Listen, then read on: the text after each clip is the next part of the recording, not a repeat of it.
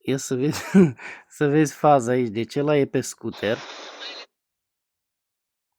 Deliveroo, Glovo, ce-o fi el. Și că mașina îi taie calea. Mașina merge cu viteză normală, nu poate să se aștepte după handicapatul ăla de scooter, mă înțelegi? Se duce înainte, nu contează.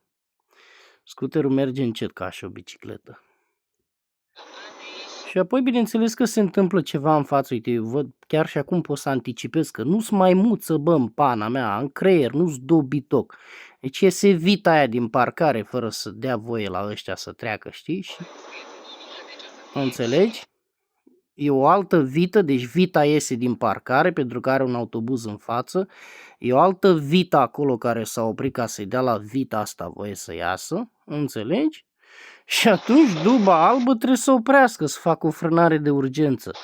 Și vita asta încălțată, care nu are nicio treabă cu permisul de conducere și cu scutereala, lovește mașina, înțelegi? Cine dracu poate să fie de vină decât vita de pe scuter? Înțelegi că ăsta cu numere de Ilford nu poate să se dea jos să oprească traficul. Stați bă că vine Glovo din urmă. Ăsta nu știe cum e treaba pe aici. Trebuia să deschidă fereastra din mașină, să-i facă semnele ăla. Fii atent.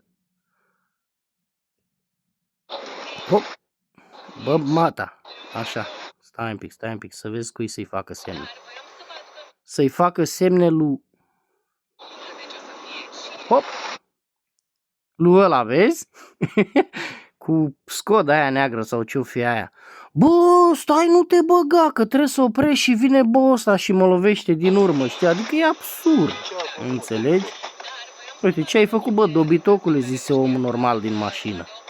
Vezi, bucureșteanul înțelege, e sănătos la cap. Ce ai făcut, bă, dobitocule, l-a judecat imediat pe ăsta de pe scooter.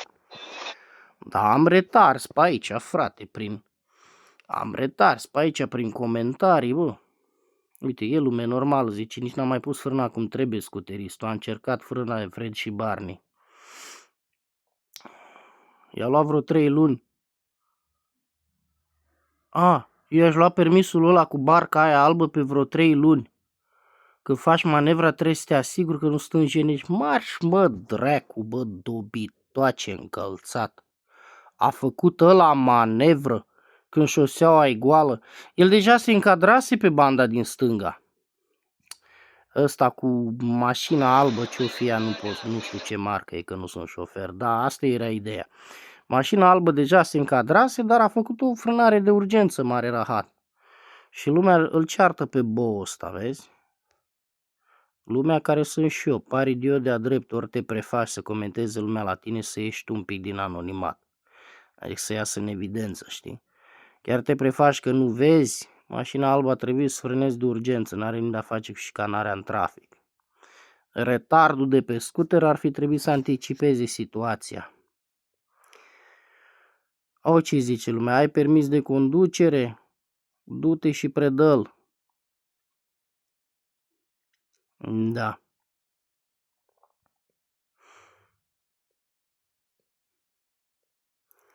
Pentru virajul la stânga se bagă idiot și să înceapă să mănânce rahat pe acolo. Lasă la punctul umor, zise idiotul, ca să se scoată. Ăsta, botezatul idiotul. Așa. Ia vezi de ce este oprit cel cu mașina albă și cât timp avea cel de la Glovo să oprească. Păi da, logic, nu? Adică mașina albă s-a oprit cu un motiv, nu degeaba. La.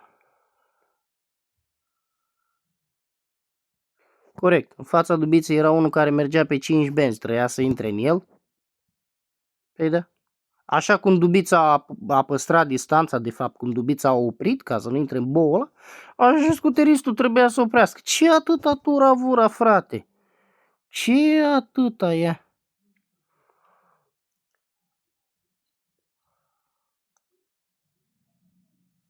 Dacă nu intra în ăla, intra în următorul. Rejeș al meu erau cu ochii în telefon de un sfert de oră. Păi da, corect, bravo, like.